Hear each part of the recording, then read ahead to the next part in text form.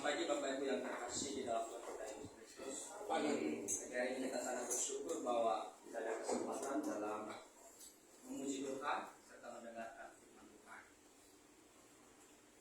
Sesuai dengan yang telah dibacakan tadi di dalam Yohanes pasal 16 ayat 7 sampai ayat 15. Lalu mari kita cari baca ulang kepada kita semua dalam Injil Yohanes pasal 16 ayat 7 sampai ayat yang ke-11 saja. Beginilah firman Tuhan. Namun benar yang kukatakan ini kepadamu adalah lebih berguna bagi kamu jika aku pergi. Sebab jikalau aku tidak pergi, penghibur itu tidak akan datang kepadamu. Tetapi jikalau aku pergi, aku akan mengutus dia kepadamu. Dan kalau ia datang, ia akan memisahkan dunia akan dosa, kebenaran dan penghakiman akan dosa. Karena mereka tetap tidak percaya kepadaku akan kebenaran, karena aku pergi kepada Bapa dan kamu tidak melihat aku lagi. Akan penghakiman, karena penguasa dunia ini telah hidup. Nah, kita berdoa. Bapa Surgawi, kami merendahkan hidup kami. Kami mau belajar kebenaran firman Tuhan. Biarlah kuasa-Mu, Roh-Mu yang ada di dalam hidup kami menolong kami sehingga kami bisa mengerti setiap firman Tuhan. Terima kasih Tuhan hingga kehidupan kami dan serahkan kepada Engkau di dalam nama Tuhan kami Yesus Kristus. Kami telah berdoa dan mengucap syukur. Amin. Selamat pagi Bapak Ibu yang dikasihi oleh Tuhan. Pagi hari ini saya mau mengajak kita melihat atau belajar tentang topik ini, memahami identitas dan pekerjaan Roh Kudus. Tidak mungkin kita akan mengakui tentang pekerjaan Roh Kudus kalau kita tidak memahami siapakah itu Roh Kudus. Perlu kita memahami ini terlebih dahulu sehingga nanti kita akan belajar tentang pekerjaan Roh Kudus, peran kegiatan yang dilakukan Roh Kudus di dalam kehidupan kita sebagai orang percaya. Bapak Ibu Saudara yang dikasihi oleh Tuhan, sebelum kita pergi ke sana, Alkitab memberitahu secara jelas kepada setiap pembaca firman Tuhan tentang identitas, pekerjaan, dan kegiatan yang dilakukan oleh Roh Kudus. Firman Tuhan adalah catatan yang terungkap, memberitahu kita siapakah pribadi daripada Roh Kudus.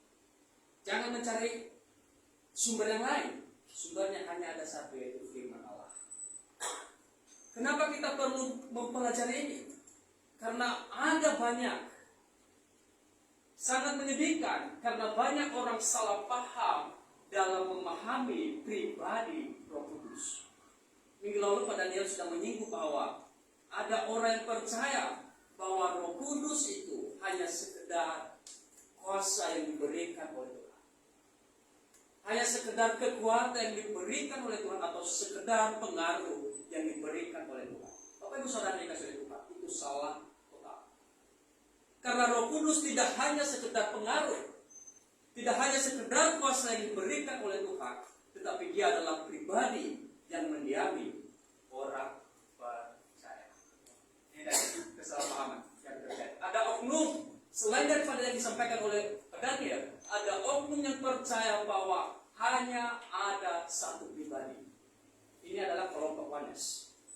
Mereka percaya bahwa Allah Bapa dan Allah Anak dan Allah Roh Kudus itu adalah satu. Tetapi Alkitab memberitahukan kepada kita bahwa mereka memiliki tiga pribadi, tetapi dalam satu hakikat, satu sumber, satu kealahan. Bapak Ibu Saudara yang dikasihi oleh Tuhan, apalagi mereka menyatakan bahwa Roh Kudus lebih rendah daripada Allah Bapa dan Allah Anak. Ini yang terjadi. Banyak oknum yang percaya hal ini, dan ini terjadi di sepanjang gereja. Ini sudah ada. Pokok permasalahan ini sudah terjadi beberapa ribuan tahun, beberapa abad terakhir. Bapak Ibu Saudara yang dikasihi oleh Tuhan, di nats yang telah kita baca tadi, dimulai dari pasal yang ke-13, Yohanes pasal 13 ini adalah pertemuan yang dilakukan oleh Yesus kepada murid-muridnya. Dan Yesus menyampaikan kepada mereka tentang hal apa saja yang mereka rasakan, yang mereka hadapi di masa yang akan datang.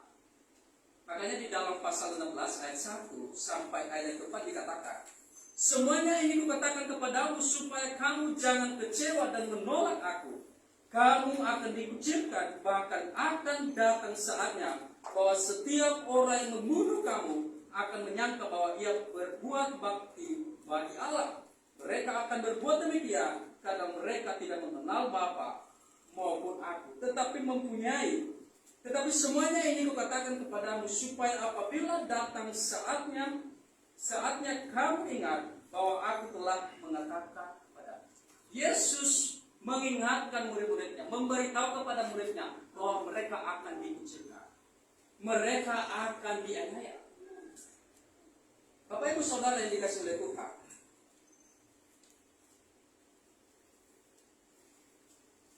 Roh Kudus adalah pribadi Allah yang mendiami setiap orang percaya. Di dalam Roma, 1 Korintus, 2 Timotius, pasal 1 ayat 14 dan Yohanes 14 ayat 7. Mari kita lihat di dalam Yohanes pasal 14 ayat 17. Dikatakan, yaitu roh kebenaran, dunia tidak dapat menerima dia, sebab dunia tidak melihat dia dan tidak mengenal dia. Tetapi kamu mengenal dia, sebab ia menyertai kamu dan akan diam di dalam kamu. Diam. Kata diam di dalam bahasa aslinya itu diterjemahkan sebagai tinggal. Bisa diterjemahkan sebagai tinggal di dalam kita, bersemayam di dalam kita. Bersemayam di dalam kita. Itu tertulis juga di dalam 1 Timotius pasal 1 ayat yang ke-14. Bapak Ibu Saudara yang dikasihi oleh Tuhan, nah ini kita akan melihat bahwa karena ada penyangkalan tadi, bahwa Roh Kudus itu bukan pribadi atau bukan satu pribadi. Apa yang membuktikan bahwa Roh Kudus adalah Allah? Saya akan mengungkapkan 3 alasan. Kenapa Roh Kudus disebut Allah? Yang pertama, Roh Kudus terlibat di dalam penciptaan. Roh Kudus ikut campur tangan di dalam menciptakan segala sesuatu, terkecuali dosa. Ini juga harus dikecualikan. Terkecuali dosa, karena ada orang yang percaya bahwa dosa diciptakan oleh Tuhan.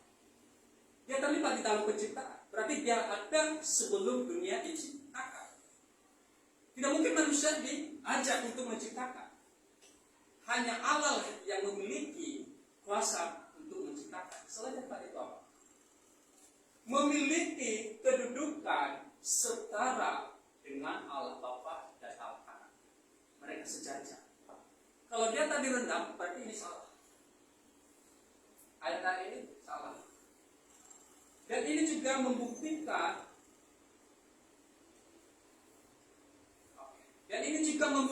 bahwa tadi yang menganggap, yang berpikir bahwa Allah Bapa, Allah Anak, dan Allah Roh Kudus satu pribadi, dan ini bantahannya. Termasuk ini. Dibantah bahwa Roh Kudus itu memiliki perbedaan dengan pribadi yang lain. Kalau kita melihat di dalam Injil Matius pasal 3 ketika Yesus dibaptis, ada 3 pribadi yang terlihat di sana. Dan ini bantahannya Bapak Ibu. Jangan pernah percaya kalau ada orang yang mengajarkan kepada Bapak Ibu bahwa Allah Bapa, Allah Anak, dan Allah Roh Kudus satu pribadi itu salah. Dan itu ditentang Alkitab.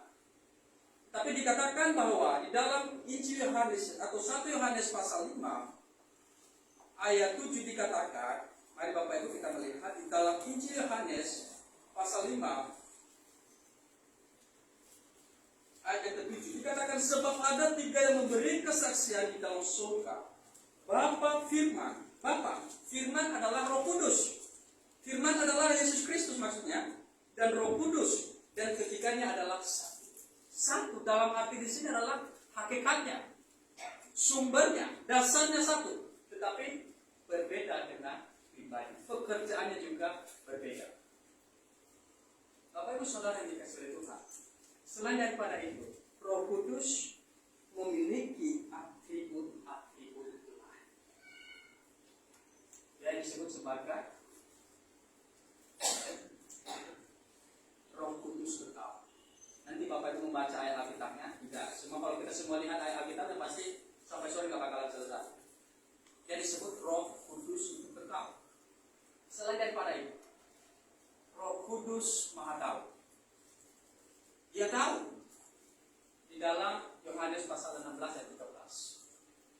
Mari kita lihat dulu sejenak di dalam Yohanes pasal 16 ayat 13. Dikatakan, tetapi apabila yang datang yaitu Roh kebenaran, Ia akan memimpin kamu ke dalam seluruh kebenaran, sebab Ia tidak akan berkata-kata dari dirinya sendiri, tetapi segala sesuatu yang didengarnya itulah yang akan dikatakannya, dan Ia akan memberitakan kepadamu hal-hal yang akan datang. Dia akan memberitakan kepadamu hal-hal yang akan datang. Itu membuktikan bahwa Roh Kudus itu Maha tahu. Selain daripada itu apa? Roh Kudus Maha hadir. Nanti Bapak Ibu melihat. Dia hadir di mana-mana. Dia selalu ada. Dan ini tidak dimiliki oleh manusia. Panggilan ini tidak dimiliki oleh manusia. Tidak mungkin disebut saudara Jonathan Maha tahu. Dia terbatas. Manusia terbatas. Hanya Allah lah yang Maha tahu. Hanya Allah lah yang Maha hadir. Selain daripada itu apa? Roh Kudus Maha kuasa. Dia berkuasa. Selain daripada itu apa? Dia berkuasa menciptakan. Dia berkuasa mengubah hidup. Dan dia berkuasa melahirkan kembali. Dan dia berkuasa memberi hidup. Selain daripada itu apa? Dia disebut sebagai Roh kebenaran. Kebenaran. Adakah di antara saudara yang mengaku apa adalah kebenaran? Tidak ada. Selain daripada Allah lah yang mengaku dirinya sebagai kebenaran. Hanya Allah yang memiliki atribut ini. Hanya Allah yang memiliki panggilan ini. Dia adalah Roh kebenaran. Apa bukti bahwa Roh Kudus adalah pribadi? Karena ada yang tidak percaya bahwa Roh Kudus itu hanya sekedar pengaruh, hanya sekedar kekuatan, hanya sekedar kuasa yang diberikan Tuhan kepada orang percaya. Dan akan kita lihat apa yang membuktikan bahwa Roh Kudus itu adalah satu pribadi yang memiliki pribadi, bukan hanya sekedar kuasa. Roh Kudus mempunyai pengetahuan. Kalau kuasa dia tidak mempunyai pengetahuan. Kalau dia hanya sekedar pengaruh, dia tidak memiliki kecerdasan. Tidak. Yang memiliki pengetahuan adalah manusia, pribadi. Selain daripada itu, Roh Kudus memiliki kehendak.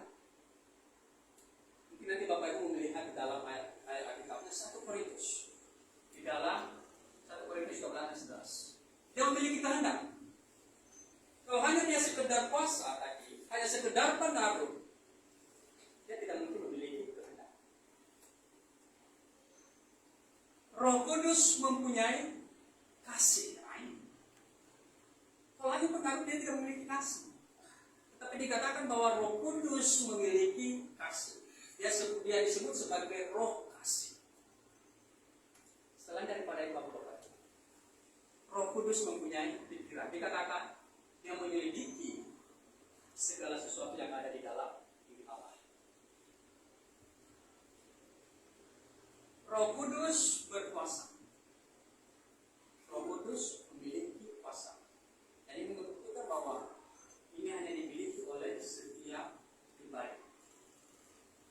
Bapak Ibu Saudara yang dikasihi oleh Tuhan,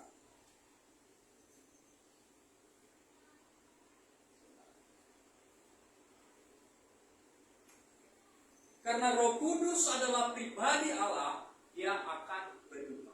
Ini membuktikan bahwa Roh Kudus itu adalah satu pribadi. Kalau pengaruh, kalau hanya kuasa, dia tidak mungkin berduka cita. Di dalam Efesus pasal 4 ayat 30. Dia berduka cita. Bapak Ibu Saudara yang dikasihi oleh Tuhan, perlu kita mengetahui bahwa sifat dari pekerjaan Roh Kudus, sifat dari pekerjaan Roh Kudus di dalam Perjanjian Lama berbeda setelah hari Pentakosta. Ada perbedaan. Mari kita lihat apa yang membedakan. Ini ya, Perjanjian Lama. Nah, ini Perjanjian Baru. Mari kita lihat. Di dalam Perjanjian Lama, Roh Kudus berada di dalam diri orang tertentu. Artinya hanya orang-orang tertentu saja, tidak semua orang. Walaupun bangsa Israel, umat yang dipilih Tuhan, mereka tidak semua memiliki Roh Kudus. Tidak. hanya orang-orang tertentu di sini adalah Yusuf. Kenapa Yusuf berdiam, Roh Kudus berdiam di dalam diri Yusuf? Karena Yusuf membenci dosa. Salah satu kunci supaya kita didiami oleh Roh Kudus dan Roh Kudus terus bekerja di dalam kehidupan kita sebagai orang percaya, kita harus hidup di dalam Roh. Jangan hidup di dalam dosa. Makanya di dalam Perjanjian Lama, kalau Bapak Ibu melihat bahwa kapan mulai Roh Kudus tidak hidup selama-lamanya di dalam kehidupan orang percaya, di dalam Kejadian pasal yang ke-6. Mari kita lihat Bapak Ibu. Kejadian pasal yang ke-6 ayat 3. Dikatakan, berfirmanlah Tuhan, Rohku tidak akan selama-lamanya tinggal di dalam diri manusia, karena manusia itu adalah daging, tetapi umurnya akan 120 tahun saja. Ini perkataan Tuhan. Rohku tidak selama-lamanya ada di dalam diri manusia, karena manusia hidup di dalam daging, hidup di dalam dosa. Ini tadi, Roh Kudus berada di dalam diri orang-orang tertentu. Di dalam Perjanjian Baru, semua orang percaya. Di dalam 2 Timotius dipakai kata kita, berarti setiap orang yang sudah percaya kepada Yesus Kristus. Ini Perjanjian Lama lagi. Roh Kudus berkuasa atas orang-orang tertentu seperti Simson dan Saul. Hanya orang-orang tertentu saja berkuasa, dia berkuasa atas orang-orang tertentu. Di dalam Perjanjian Baru apa? Setiap orang yang menerima Kristus. Di dalam 1 Yohanes pasal 1:11. Selain itu apa? Roh Kudus tidak terus menerus menetap. Ini tidak terus menerus menetap di dalam kehidupan mereka. Walaupun sebelumnya Roh Kudus ada di dalam diri mereka. Salah satu contohnya adalah Simson. Di dalam Hakim-Hakim pasal 13:25 dikatakan Roh Kudus menghigapi atau ada di dalam diri Simson. Tetapi di dalam pasal 16-20 Roh Kudus Tuhan meninggalkan Simson. Tapi tidak terus menerus menetap. Roh Kudus berdiam di dalam diri kita selama-lamanya. Dia menyertai kita sampai selama-lamanya. Bapak Ibu yang dikasihi oleh Tuhan, apa pekerjaan? Apa pekerjaan daripada Roh Kudus? Apa pekerjaan apa yang dilakukan Roh Kudus pada masa kini? Atau pada orang-orang percaya? Pertama, Roh Kudus adalah menolong kita. Yohanes pasal 14 ayat yang ke-16. Bapak Ibu Saudara yang dikasihi oleh Tuhan, Yesus memberitahu para murid bahwa Roh Kudus akan menjadi penolong yang akan menyertai mereka. Dalam Yohanes pasal 14 ayat 16. Nanti Bapak Ibu membaca, karena tidak ada waktu kita untuk membaca. Yesus menyebut Roh Kudus sebagai penolong. Kata ini adalah terjemahan dari kata prakletos, yang secara harfiah berarti seorang yang dipanggil untuk mendampingi agar menolong. Kata ini bisa diartikan sebagai penasehat. Kata prakletos ini bisa diartikan sebagai kata penasehat. Selain daripada itu apa? Penguat. Selain daripada itu apa Bapak Ibu? Penghibur. Dan selain daripada itu dikatakan sebagai penolong dan pembela. Roh Kudus diberikan oleh Tuhan untuk apa? Roh Kudus sebagai pengganti Kristus untuk mendampingi murid-muridnya serta menolong dan menguatkan mereka dalam memberitakan Injil. Roh Kudus mendampingi, Roh Kudus menguatkan mereka, Roh Kudus memberi penghiburan bagi mereka yang sedang memberitakan Injil. Bapak Ibu Saudara yang dikasihi oleh Tuhan, perlu kita ketahui bahwa tidak ada jangka waktu Roh Kudus bekerja di dalam kehidupan orang percaya selagi masih hidup. Dikatakan tadi di dalam Yohanes pasal 14 ayat 16 dikatakan ia menyertai kamu selama-lamanya. Tidak ada jangka waktu. Tidak ada jangka waktu. Menyertai berarti bersama. Menyertai berarti bersama. Dikatakan dia akan menolong, dia akan menyertai engkau. Menyertai berarti bersama. Bersama-sama. Tapi kalau bersama-sama yang satu di kanan dan yang satu di kiri. Bersama-sama, berjalan bersama. Bapak Ibu Saudara yang dikasihi oleh Tuhan, perhatikan, Roh Kudus bersama kita, di dalam kita adalah pekerjaannya untuk menyatakan kehidupan Yesus dalam orang-orang percaya. Untuk menyatakan kehidupan Yesus dalam kehidupan kita sebagai orang percaya. Bapak Ibu Saudara yang dikasihi oleh Tuhan. Nah ini, Roh Kudus menolong kita dalam hal apa? Roh Kudus menolong kita, membantu kita dalam hal apa? Dikatakan Roh Kudus membantu kita dalam kelemahan.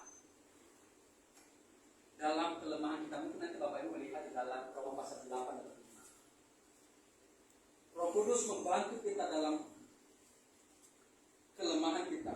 Roh Kudus menolong kita di dalam mengatasi kelemahan-kelemahan. Kelemahan-kelemahan yang dimaksud adalah ketidakmampuan kita untuk memahami kondisi-kondisi tertentu. Dia memampukan kita untuk mengerti, untuk memahami keadaan-keadaan tertentu. Selain daripada itu, kelemahan apa saja?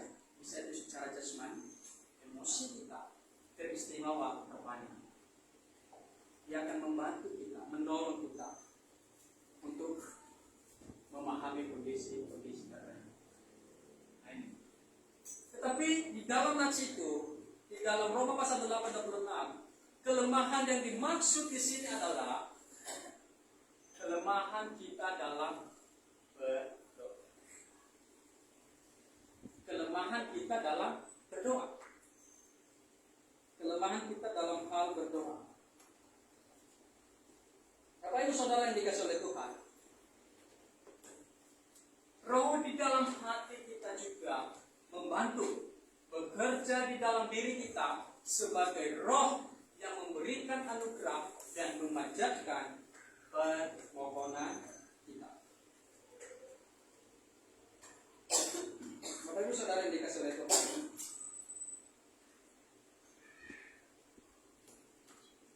inilah tugas daripada Roh Kudus.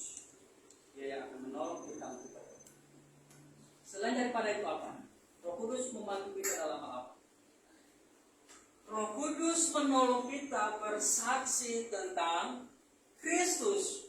Kalau Bapak Ibu Saudara tidak bersaksi tentang Kristus, itu perlu dipertanyakan apakah Roh Kudus sedang bekerja di dalam hati saudara atau tidak.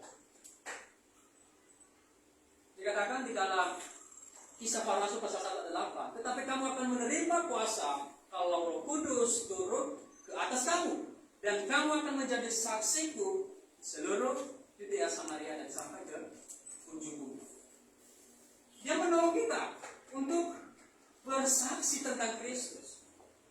Itu sebabnya Roh Kudus mendampingi para murid-murid pada saat itu supaya mereka bisa melanjutkan misi Kristus di dunia. Menyampaikan berita Injil kepada semua orang yang belum mengenal Kristus.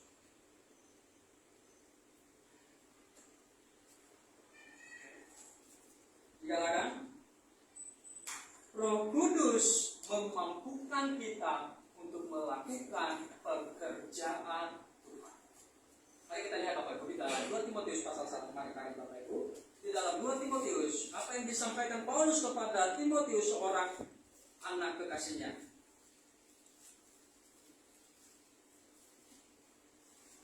Di dalam 2 Timotius pasal 1 ayat 7-8 dikatakan, sebab Allah memberikan kepada kita bukan roh ketakutan, melainkan roh yang membangkitkan kekuatan, kasih, dan ketertiban. Adalah menjadi janganlah malu bersaksi tentang Tuhan kita. Kalau Tuhan sudah memberi roh di dalam hati kita, Roh Kudus sedang mendiami kita, dikatakan jangan malu bersaksi tentang Tuhan. Bapak Ibu Saudara dikasih itu perlu diingat. Kalau saudara tidak berani bersaksi tentang Kristus terhadap keluarga, kerabat, saudara, dan teman pekerjaan, berarti saudara perlu dipertanyakan apakah saudara sedang dipimpin Roh Kudus, apakah Roh Kudus sedang bekerja di dalam kehidupan saudara. Karena orang yang telah dipimpin Roh Kudus memiliki keberanian di dalam memberitakan Injil. Mari kita lihat ini. Kuasa yang menimbulkan keberanian dalam pelayanan. Salah satunya contohnya Petrus. Petrus yang tadinya sebelum dia menerima Roh Kudus, dia adalah seorang penakut. Dia adalah seorang penakut ketika Yesus disalib. Ketika orang mengetahui bahwa Petrus bersama-sama dengan Yesus pada pelayanan Yesus di bumi, dia berkata apa? Saya tidak mengenal dia. Dia takut. Tapi mari kita lihat.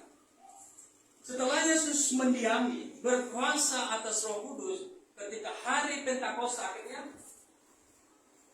Petrus menjadi pemberani. Makanya ada hasil 3.000 jiwa. Itu karena kenapa? Karena Roh Kudus bekerja menguasai para murid untuk menyampaikan Injil. Ini Bapak Ibu, kelihatan. Di dalam Kisah Para Rasul pasal 2. Bapak Ibu Saudara yang dikasihi oleh Tuhan, selain daripada itu, Roh Kudus membantu kita dalam apa-apa. Selain daripada membantu kita dalam kelemahan kita, membantu kita dalam hal bersaksi tentang Kristus. Yang ketiga adalah Roh Kudus membantu kita hidup di dalam kebenaran. Dikatakan tadi di dalam Yohanes pasal 16, mari kita kembali tadi. Yohanes pasal 16. Ayat 13. Tetapi apabila dia datang, yaitu Roh kebenaran, dia akan memimpin kamu ke dalam seluruh kebenaran. Dia akan memimpin, menuntun kita hidup di dalam kebenaran. Hidup di dalam kebenaran. Apa maksudnya hidup di dalam kebenaran, Bapak?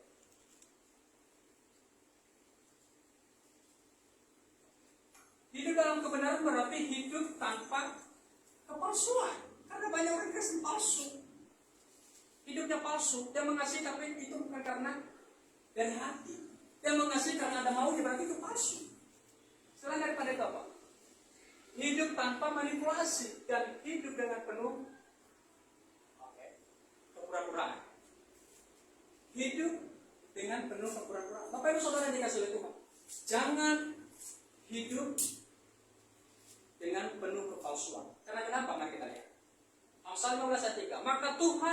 Mata Tuhan ada di segala tempat, mengawasi orang jahat dan orang baik. Tidak ada yang tersembunyi di mata Tuhan.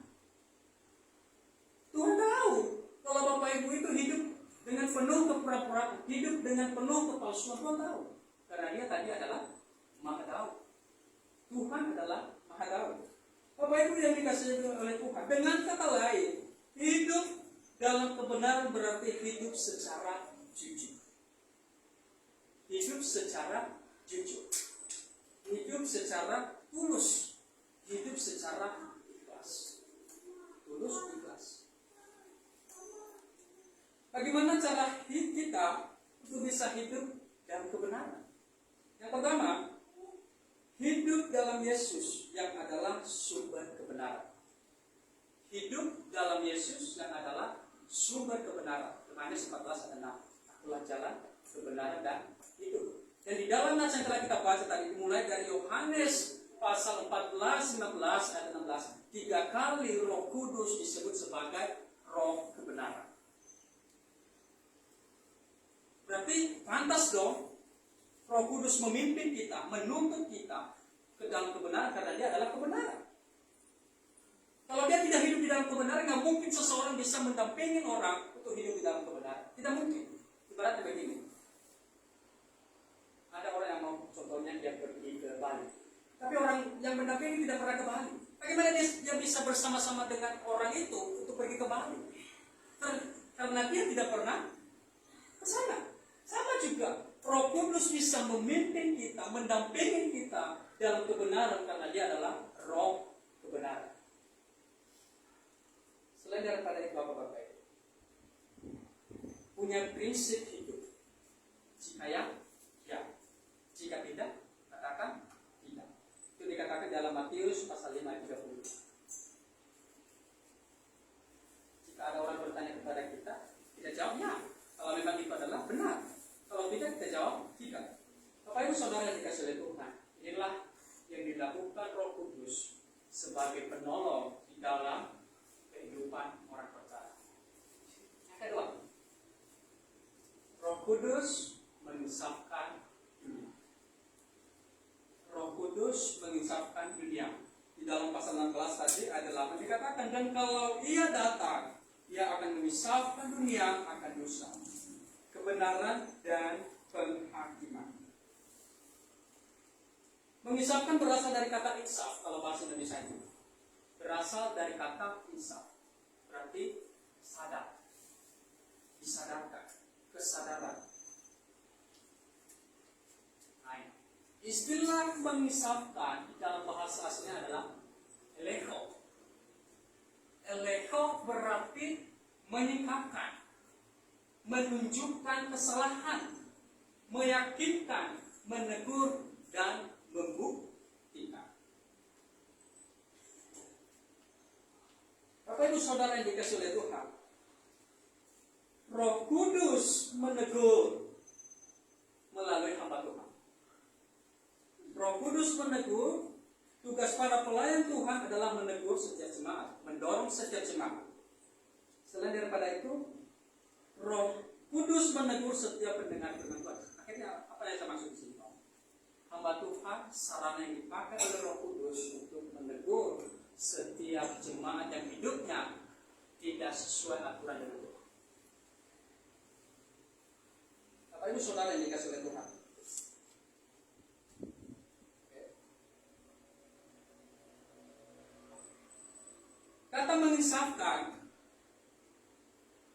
kata mengisapkan adalah bentuk kata kerja di dalam bahasa asli. Berarti kalau itu kata kerja itu adalah terus menerus dilakukan. Bukan hanya ada jangka waktu 1 bulan, 2 bulan, 3 bulan, tidak. Itu terus menerus dilakukan. Continue dilakukan oleh Roh Kudus. Ternyata ada objek yang diisapkan oleh Roh Kudus. Apa? Bapak Ibu, di dalam ayat yang kita baca tadi adalah dunia. Istilah dunia menunjuk pada manusia, masyarakat yang jatuh ke dalam dosa dan jauh dari Allah. Dunia yang dimaksud di sini di nasihat telah kita baca tadi adalah orang-orang yang hidupnya tidak mengenal Tuhan. Ada di dalam Yohanes pasal 12 ayat 14. Dikatakan dunia membenci aku. Berarti ini adalah orang-orang yang hidupnya tidak mengenal Tuhan.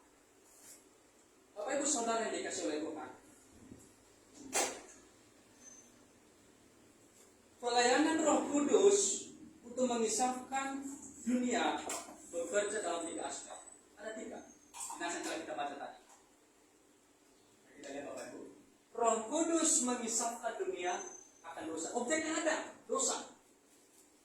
Dosa. Tadi ini adalah orang yang tidak mengenal Tuhan, orang yang hidupnya tidak sesuai dengan aturan Tuhan. Objeknya apa? Dosa. Dosa yang seperti apa? Yang disampaikan oleh Yesus kepada murid-muridnya. Ternyata dosa yang dimaksud adalah dosa ketidakpercayaan kepada Kristus.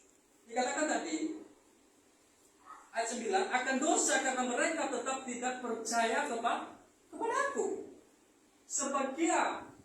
Sebagai dosa besar yang begitu menguasai manusia baik dulu maupun sekarang, terdapat orang-orang yang tidak percaya kepada Yesus Kristus.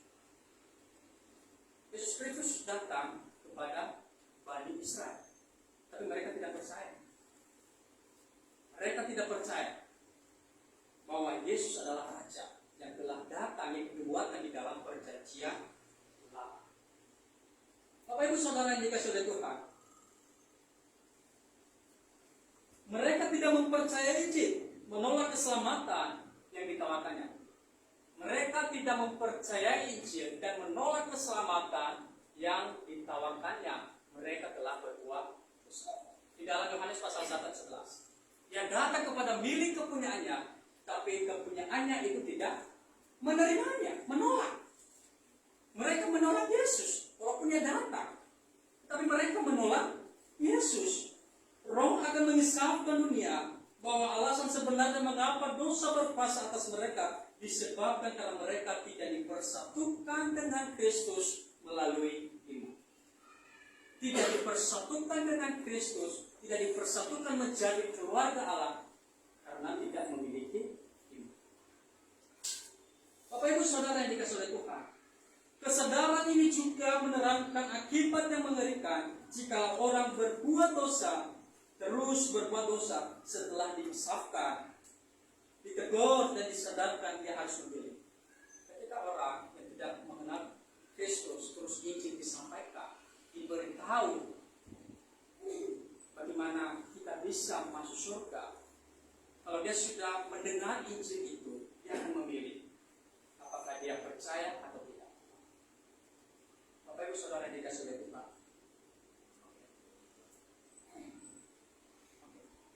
tetapi kita melihat bahwa hal ini seringkali menghasilkan pertobatan yang sungguh-sungguh untuk berbalik kepada Yesus sebagai Tuhan dan Juru Selamat. Terdapat di dalam Kisah Para Rasul pasal 2 ayat 37 sampai 38.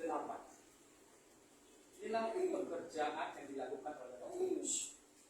Roh Kudus mengisahkan, menegur, menyadarkan dunia akan dosa ketidakpercayaan kepada Kristus sebagai Tuhan dan Juru Selamat. Yang kedua, selanjutnya apa? Roh Kudus mengisahkan dunia tentang kebenaran.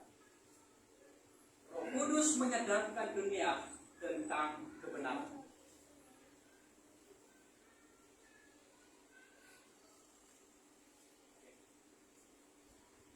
Roh Kudus mengisahkan orang bahwa Yesus adalah anak Allah yang benar. Karena pada saat itu Bani Israel, ada kelompok-kelompok Bani Israel yang tidak percaya bahwa Yesus itu adalah anak Allah, termasuk ahli Taurat dan orang-orang Saduki dan lain sebagainya. Bapak Ibu Saudara yang dikasihi oleh Tuhan, Roh Kudus menyadarkan orang akan patokan kebenaran Allah dalam Kristus. Patokan, tapi standar. Standar kebenaran adalah Kristus. Bapak Ibu Saudara yang dikasihi oleh Tuhan,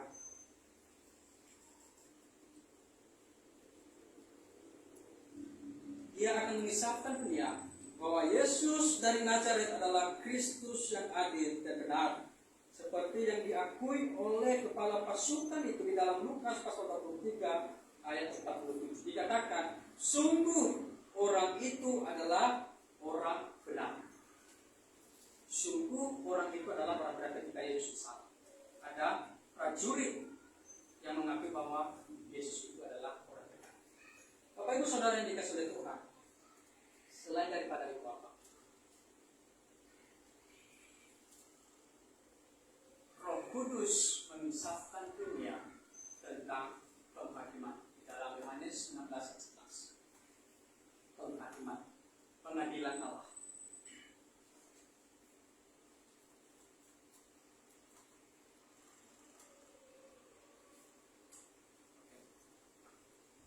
Ada suatu hari yang akan datang ketika baik malaikat-malaikat yang jatuh dan umat manusia yang berdosa akan berdiri di hadapan Allah yang benar.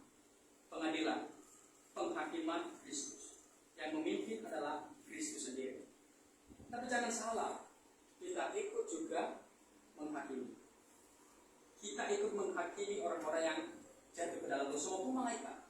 Kita akan menghakimi mereka. Bapak Ibu Saudara yang dikasihi oleh Tuhan, Roh Kudus mengisahkan orang bahwa iblis sudah dikalahkan di atas kayu salib. Roh Kudus mengisahkan orang bahwa Roh Kudus mengisahkan, menyadarkan orang bahwa iblis sudah dikalahkan di atas kayu salib. Dalam Yohanes pasal 12 ayat 31.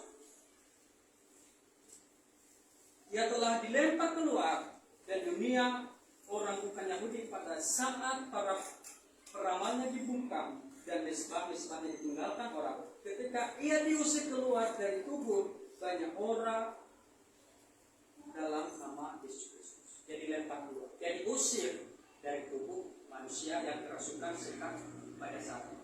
Itu adalah bukti penghukuman Tuhan bagi iblis. Bapak Ibu Saudara yang dikasihi oleh Tuhan, penguasa dunia, kepala pemerintah yang menyesatkan itu dihakimi dan dilemparkan keluar. Ketika kuasa kejahatan itu dipatahkan, segalanya menjadi baik. Segalanya menjadi baik. Ia telah menghakimi penguasa dunia ini. Yesus telah menghakimi penguasa dunia ini dan mengalahkan si iblis ketika Yesus Kristus bangkit dari antara orang mati. Sebut Yesus menang atas maut. Yesus menang atas maut. Tapi Bapak Ibu Saudara yang dikasihi oleh Tuhan, saat ini penghakiman, penghukuman bagi iblis itu tidak sepenuhnya dilakukan. Itu hanya beberapa saja. Tapi karena ada nanti akhirnya bahwa Roh Kudus itu akan dihukum oleh Tuhan, dihakimi oleh Tuhan, dan akan dilemparkan ke dalam lautan api. Itu adalah penghukuman yang terakhir yang dilakukan oleh Yesus Kristus. Kalau kita melihat tadi di dalam Wahyu pasal 20 atau 11, jika iblis telah sedemikian ditaklukkan oleh Kristus, kita boleh merasa yakin bahwa tidak ada kuasa lain yang mampu bertahan di hadapan Kristus. Kalau Kristus sudah menang, kita harus yakin bahwa tidak ada yang bertahan berhadapan dengan Kristus. Yang ketiga, Roh Kudus memeteraikan. Roh Kudus memeteraikan setiap orang percaya. Roh Kudus memeteraikan setiap orang percaya.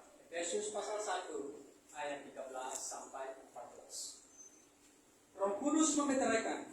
Pekerjaan Roh Kudus tentang memeteraikan orang percaya terjadi hanya satu kali saja. Bapak Ibu Saudara yang dikasihi oleh Tuhan, perlu ingat, jangan meminta Roh Kudus untuk memasuki hidup saudara. Kalau saudara berdoa, kalau saudara sudah lama percaya kepada Yesus, jangan pernah berdoa untuk memasuki diri kita. Karena Roh Kudus memasuki diri kita hanya satu kali saja. Terjadi itu hanya satu kali saja. Jangan percaya kalau ada oknum-oknum tertentu yang mempercayai bahwa Roh Kudus berulang-ulang masuk di dalam kehidupan orang percaya. Itu salah. Dikatakan hanya satu kali saja. Karena ada oknum Kristen yang mempercayai hal itu. Selalu berdoa, Tuhan masukkan kami lagi. Oh jangan. Karena itu hanya satu kali saja terjadi. Pemeteraian itu berdiam di dalam diri kita, sekali lagi hanya satu kali terjadi di dalam kehidupan orang percaya. Ketika menerima Yesus Kristus sebagai Tuhan dan Juru Selamat, Roh Kudus berdiam di dalam diri kita. Bapak Ibu Saudara yang dikasihi oleh Tuhan. Pekerjaan Roh Kudus tentang memeteraikan tadi terjadi satu kali saja. Pemeteraian ini merupakan jaminan untuk menggenapi janji-janji Allah kepada kita secara sempurna. Roh Kudus menjadi jaminan untuk meyakinkan kita tentang kehidupan yang akan datang. Bapak Ibu Saudara yang dikasihi oleh Tuhan, hal ini menunjukkan pada hari yang akan datang di mana penyelamatan kita akan disempurnakan sepenuhnya, termasuk untuk menerima tubuh kebangkitan atau tubuh kemuliaan. Karena tubuh kita ini akan diubah oleh Tuhan ketika Tuhan datang yang kedua kali di dalam awan. Kita akan menyongsong Tuhan di angkasa, dan hidup kita, tubuh kita yang fana ini diubah oleh Tuhan menjadi tubuh kemuliaan. Dan itu sebabnya Roh Kudus menjamin ini. Yesus Kristus mengutus atau memberikan Roh Kudus untuk menjamin, untuk menerima tentang tubuh yang. Bapak Ibu Saudara yang dikasih oleh Tuhan, mari kita lihat tujuan dari meterai. Tujuan dari meterai yang dilakukan oleh Roh Kudus. Saya akan menemukan beberapa hal. Oke, mari kita lihat. Meterai menandakan kepemilikan. Meterai menandakan kepemilikan bahwa kita adalah milik Kristus. Di dalam 2 Korintus pasal 1 atau 2. Mari kita lihat dulu satu saja. 2 Korintus pasal 1 atau 2.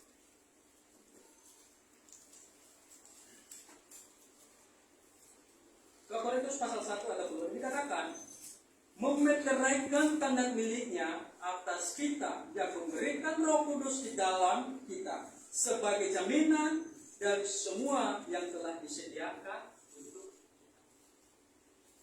Tujuan Roh Kudus memeteraikan kita menandakan bahwa kita adalah milik Kristus dan bukan milik kita sendiri.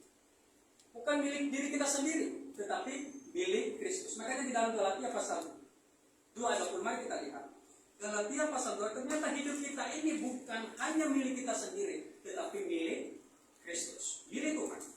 Galatia pasal 2 ayat 20 dikatakan, namun aku hidup, tetapi bukan lagi aku sendiri yang hidup, melainkan Kristus yang hidup, yang kuhidupi. Sekali lagi, karena Kristus yang hidup di dalam aku, dan hidupku yang kuhidupi sekarang di dalam daging adalah hidup oleh iman dalam anak Allah yang telah mengasihi aku dan menyerahkan dirinya untuk aku. Tapi hidup kita ini bukan milik kita sendiri, tetapi milik Tuhan. Itu sebabnya Roh Kudus menyerahkan kita sebagai tanda bahwa kita adalah milik Kristus. Nanti Bapak Ibu lihat di dalam 2 Timotius pasal 2 ayat 19. Selain daripada itu, meterai menandakan sebuah jaminan dalam Efesus 1. Jaminan.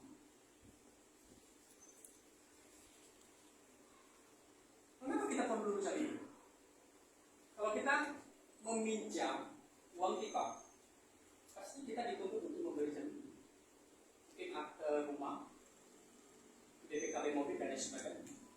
Kenapa mereka menuntut kita untuk memberi sebuah jaminan juga? Kalau kita meminjam uang kita, supaya mereka pihak bank tidak khawatir, tidak gelisah, dan mempercayai bahwa kita bisa melunasi. Kalau saudara dikasih dengan apa lagi? Meterai menandakan penyelesaian transaksi. Transaksi. Jika Kristus mati di atas kayu salib, selesai. Yang menebus kita bukan dengan emas atau perak, tapi dengan darah domba Allah yang tak bercacat. Selain daripada itu, meterai menandakan hal-hal yang tidak berubah. Tidak berubah. Itu di dalam Istilah pasal 8 ayat 8. Tidak berubah. Itu tidak bisa ditarik kembali. Kalau sudah diberi, ya diberi. Selain daripada itu, meterai menandakan sesuatu yang sejati atau asli. Menandakan sesuatu apakah itu asli atau palsu. Kalau itu surat palsu, pasti presiden tidak akan memberi catat. Tidak mungkin. Tapi karena itu asli, dia akan mencatat. Menandakan bahwa itu asli atau palsu. Apakah hidup saudara itu asli atau pura-pura tadi? Bapak saudara yang dikasih oleh Tuhan.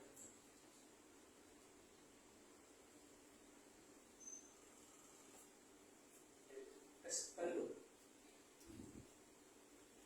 Roh Kudus terus-menerus bekerja di dalam kehidupan kita sebagai orang percaya.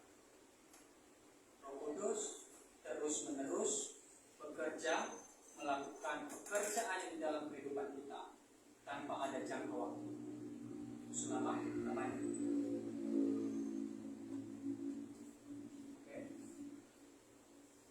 Untuk membuat Roh Kudus tetap dan terus-menerus bekerja di dalam kehidupan kita dengan cara kita bersedia hidup di dalam Roh. Kita bersedia untuk hidup kita dipimpin oleh Roh. Sesuai pada itu. Ini. Jangan membuat hidup kita memadamkan atau membuat Roh Kudus tidak berdaya untuk bekerja di dalam kehidupan kita. Tanya kan?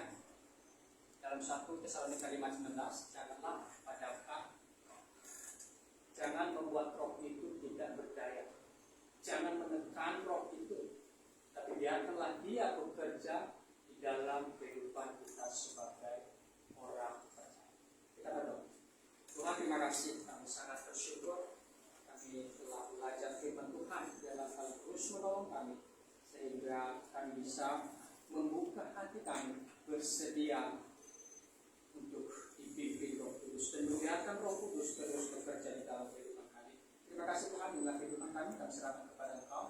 Dalam nama Tuhan kami